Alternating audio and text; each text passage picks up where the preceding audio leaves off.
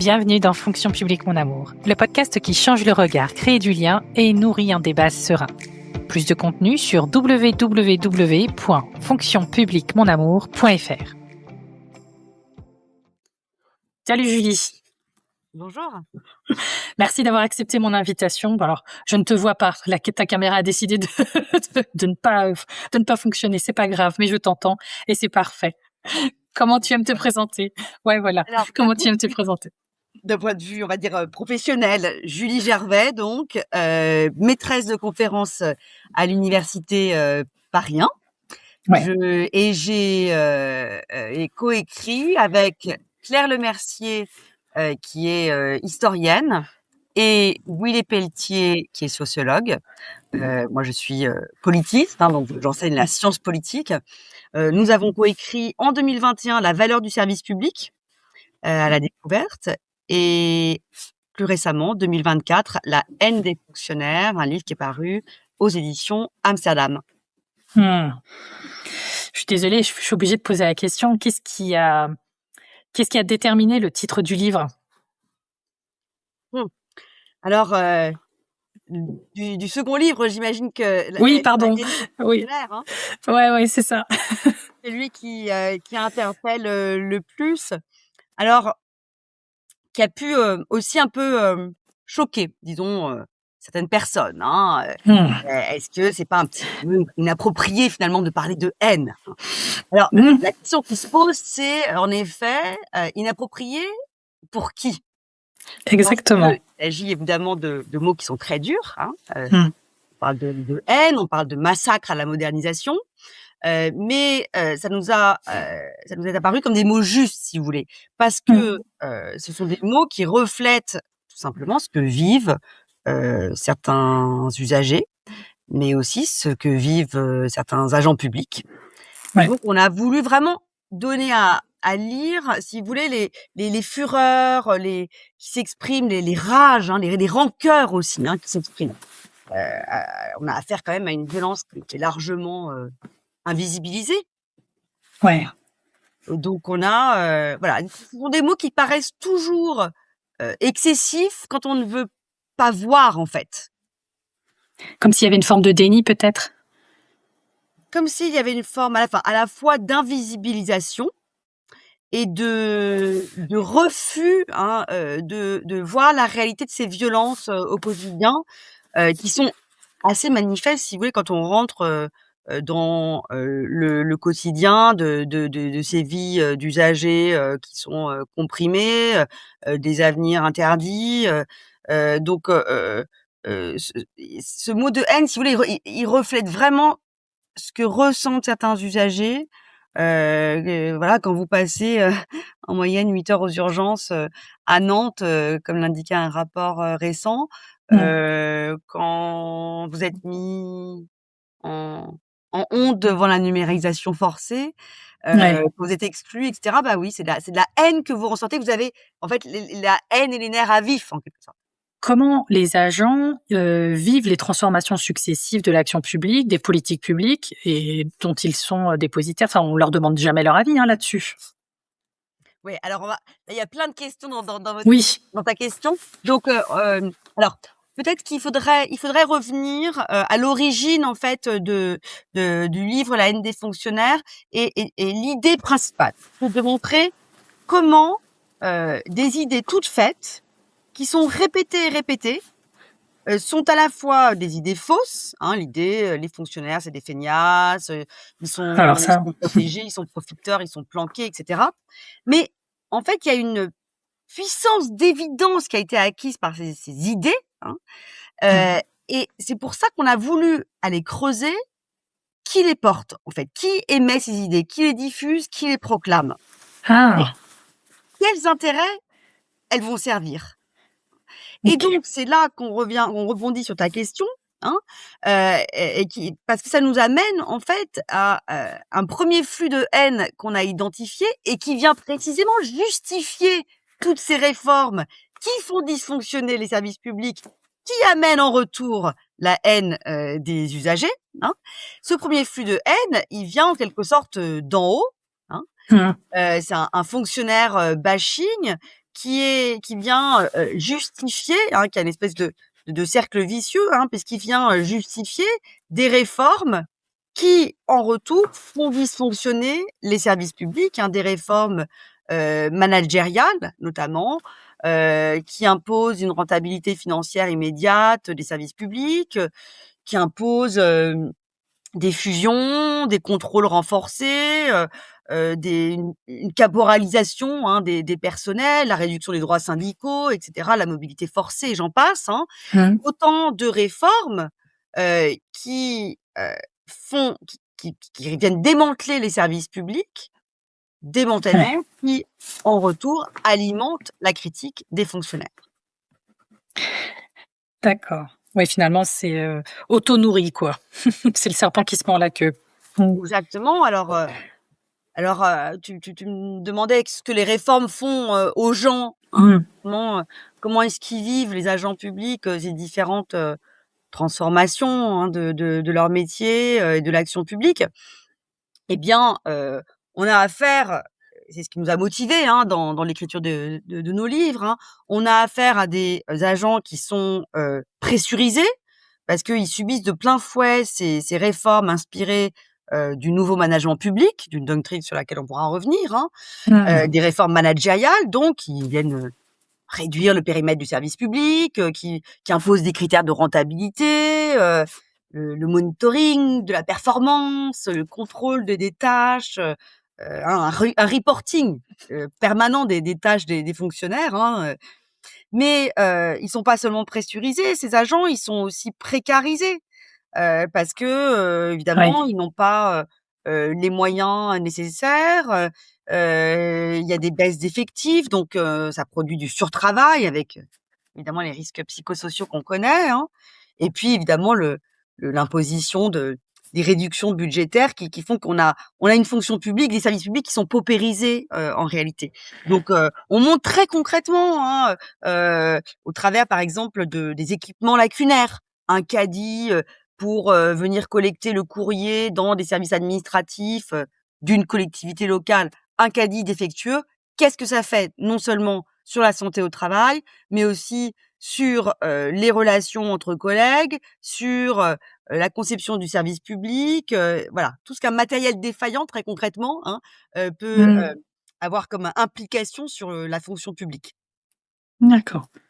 Après, plus généralement, ils sont aussi, on pourrait dire ubérisés, hein, Oui. les agents publics.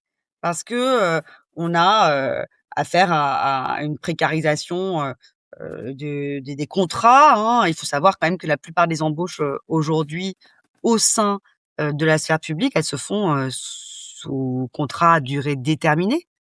Mmh. L'État est le premier employeur, hein, de contrats précaires, donc on a et puis c'est des contrats précaires en plus de moins d'1 an, qui concernent la plupart du temps, des femmes, et Mmh. ça évidemment c'est pas rien parce que ça va, non seulement évidemment ça précarise la fonction publique, mais aussi ça a des effets. Ça a des effets sur, la qualité des services publics pour les usagers, ça a des effets sur, la désorganisation, des services publics, ça produit du surtravail pour les titulaires, et cetera, et cetera. Mmh.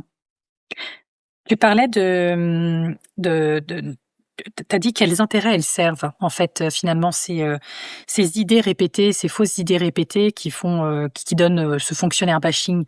Et ça, dans les livres, vous l'avez démontré? Les intérêts qui sont finalement, servis?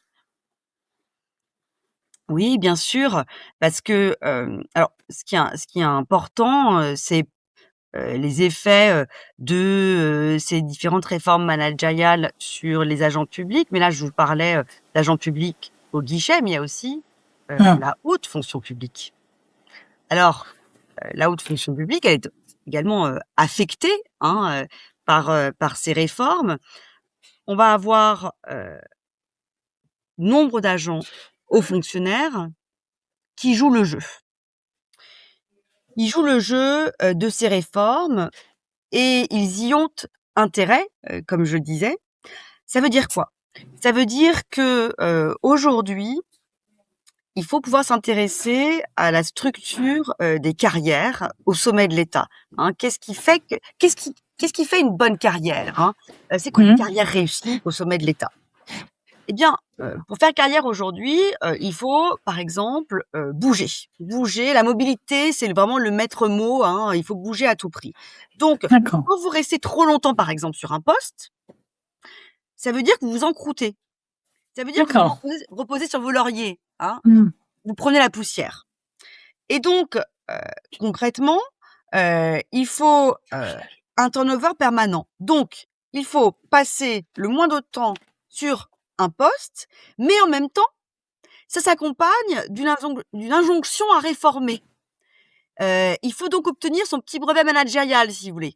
Donc, on arrive sur un D'accord, poste, on, réforme, au plus vite, et au plus visible, hein, avec, des effets qui vont, être, des formes de désorganisation des services. Mais peu importe, si vous voulez, à ce haut fonctionnaire qui va, chercher à atteindre les sommets de l'État, peu importe, hein, puisque finalement, rapidement, il sera, bien loin, dans une autre fonction, et possiblement au sein du secteur privé. Cette partie-là de la haute fonction publique qui joue le jeu des réformes managériales et qui a intérêt à alimenter la critique des fonctionnaires et des services publics, c'est ce que nous avons appelé la noblesse managériale publique-privée. d'accord.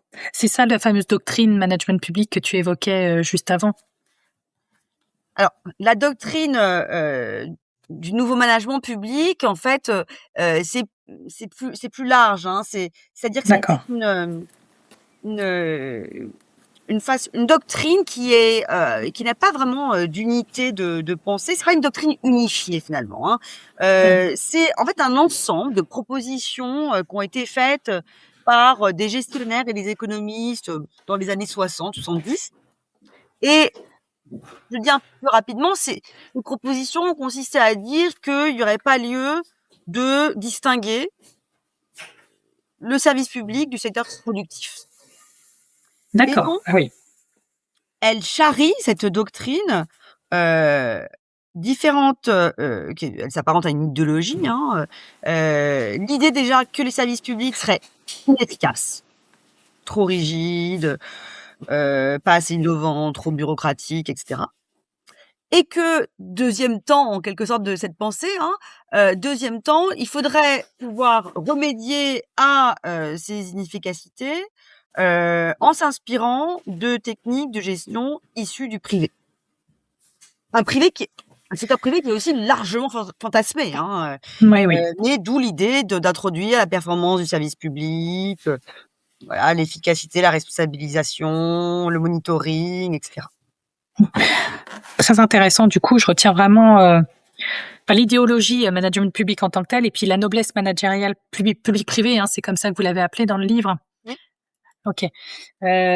Donc ça, je trouve que c'est un concept, très intéressant. J'irai regarder, tu vois? Je pense qu'il y a beaucoup à dire là-dessus Bah, enfin, et pour le préciser, si tu veux, ça ouais. vient on part en fait de l'idée de la notion de noblesse d'État qui avait été développée Mmh. par Bourdieu, Pierre Bourdieu, le sociologue. Donc la noblesse d'État qui, lui permettait donc de renvoyer, hein, à la haute fonction publique.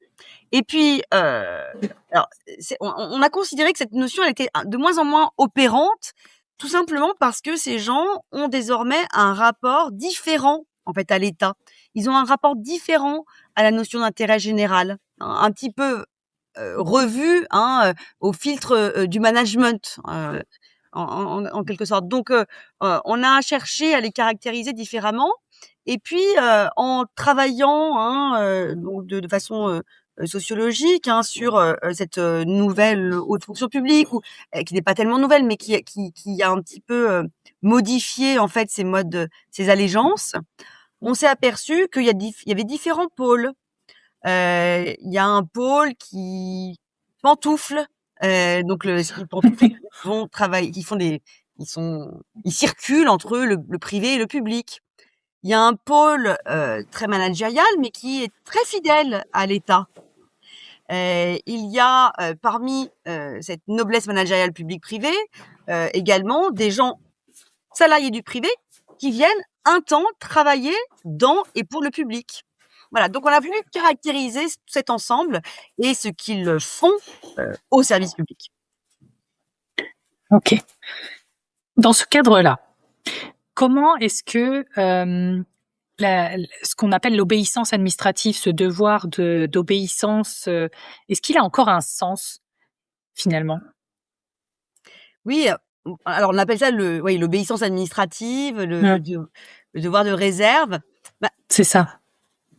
alors, je vais revenir peut-être pour parler de ça, il faut revenir on évoquait, hein, le mal-être des agents publics, mais en fait, c'est pas seulement un mal-être. Il y a également un sentiment de dissonance cognitive en quelque sorte, hein, parce qu'il y a des injonctions contradictoires. Ouais. Il y a des injonctions contradictoires qui, avec des réformes qui s'abattent continuellement sur les agents publics depuis les années 2000, on va dire, hein, le début des années 2000. Des réformes qui relèvent donc de ce cadre de pensée managérial qui est en fait antinomique. C'est-à-dire qu'il est incompatible avec les principes du service public. Et souvent, ce cadre de pensée, il est contraire aux motivations des agents publics, des raisons pour lesquelles ces agents publics sont venus dans la fonction publique initialement. Et Est-ce que donc, tu as un exemple? Excuse-moi, je te coupe. Est-ce qu'à tout hasard, tu as un exemple? oui, bien sûr, on en Ça développe m'intéresse. beaucoup dans les ouvrages. Par exemple, une assistante sociale. Elle fait partie des gens qu'on a rencontrés, hein, Nadine. Bon, son rôle, elle, ça va être de travailler, enfin de lutter contre les expulsions de logements, de travailler avec les bénéficiaires du RSA et d'aider en quelque sorte les usagers. Ouais. Bon, eh bien, du fait de ces réformes néomanagériales, à côté de ça, elle doit entrer chaque jour sur 4 logiciels informatiques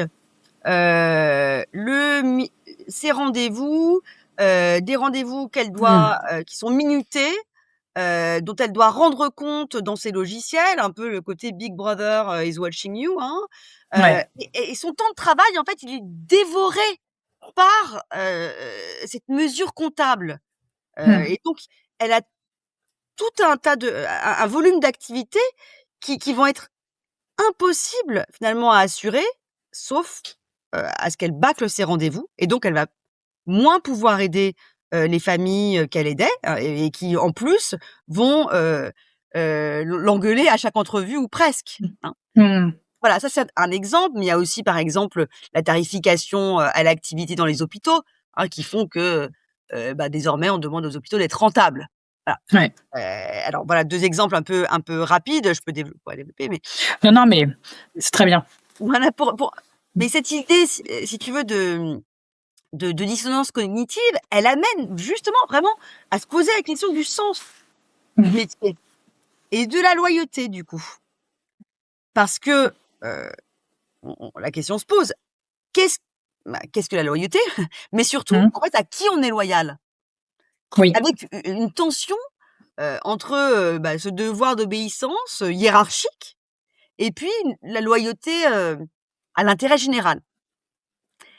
Et ça, ce sont les tensions qui sont d'autant plus grandes qu'on a des réformes récentes qui vont renforcer, l'importance de l'allégeance hiérarchique, hein, comme un air de 19e siècle. Ah ouais, d'accord. Alors, je dirais plusieurs choses sur ce devoir de réserve.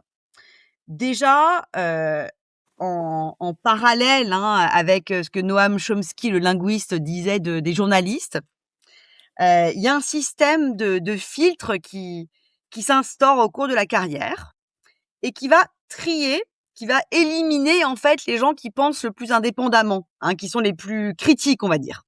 Mmh. Pourquoi ça les trie? Parce que finalement, si on leur laissait libre parole, eh bien, ça viendrait, en quelque sorte, entraver, les institutions. Donc ça veut dire qu'arrivé à un certain niveau de responsabilité, en fait, vous avez de fortes chances pour avoir déjà intégré toutes les valeurs dominantes.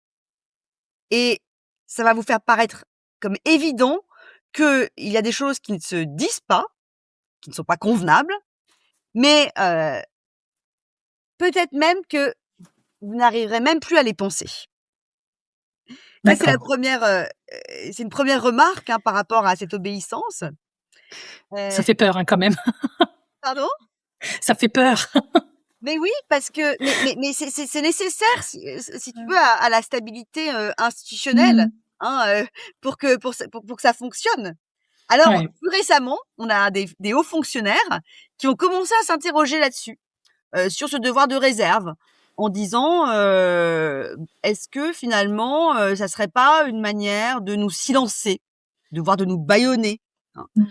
Et ils ont commencé à y travailler, hein, sur cette notion, enfin notamment, via le collectif, Nos services publics, et ils montrent que en fait, c'est un principe très labile, c'est-à-dire à géométrie variable, Mmh.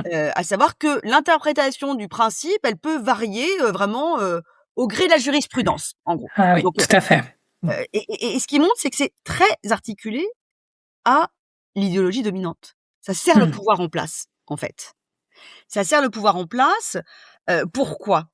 Eh bien, parce que finalement, l'interprétation qu'on va avoir de, ce devoir de réserve, il va dépendre du cadre politique. Donc c'est un rapport de force idéologique. Mmh. Exemple, on peut très bien, en tant que haut fonctionnaire, discuter, débattre, critiquer, di entre différentes options, est-ce qu'il faudrait plutôt recourir à des, multinationales du conseil? Est-ce qu'il faudrait plutôt recourir pour telle réforme, à des startups du design? «Ah non, on n'est pas d'accord», voilà. Là, il peut y avoir un débat. Là, il y a pas de devoir de réserve. En Mmh. revanche, si on interroge non pas les moyens, hein, qu'on applique à des réformes, mais l'orientation des réformes, hein, leur légitimité, la légitimité de l'impératif managérial, de l'injonction budgétaire, hem, et bien, de la modernisation et cetera. Tout cela, enfin ça, ce sont des interrogations qui sortent du rang, qui sont dissonantes et qui brisent le consensus, la doxa, hein, la Mmh. pensée dominante. Et là, on sort la carte obéissance administrative, devoir de C'est ça. réserve, vous n'avez pas le droit de vous exprimer. Dans les 2 sens, des 2 côtés d'ailleurs, hein, j'ai presque envie de dire, du côté, enfin pas que du côté, du côté de l'agent aussi. Il y a une forme d'autocensure de: «Ah, je veux pas m'exprimer, je veux pas parler».